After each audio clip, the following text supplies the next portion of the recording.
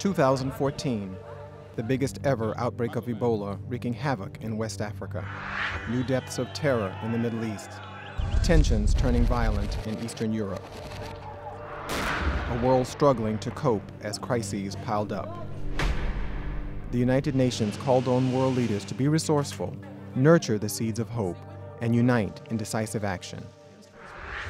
UN Secretary General Ban Ki-moon.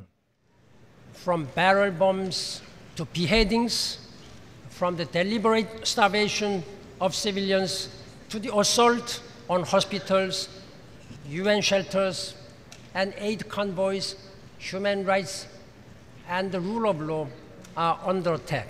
Israeli-Palestinian violence flared up in the wake of the kidnapping and murder of 3 Israeli teenagers in June.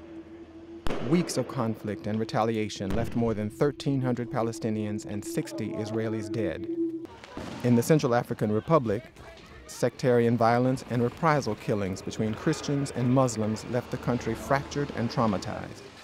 In South Sudan, the need for early action against human rights violations led to providing shelter for nearly 100,000 people at the UN bases. In Ukraine, an internal political crisis transcended into violent clashes in parts of the country, reaching full-scale conflict in the east. When little Emil died, nobody imagined his village would become ground zero for the worst Ebola epidemic ever recorded. Spreading like wildfire, the disease turned Guinea, Sierra Leone, and Liberia upside down.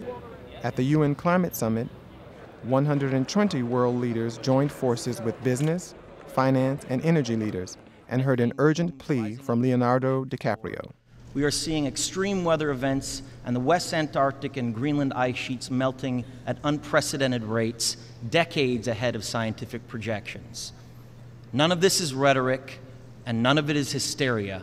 It is fact. Celebrating the 25th anniversary of the Convention on the Rights of the Child, UNICEF reminded to imagine.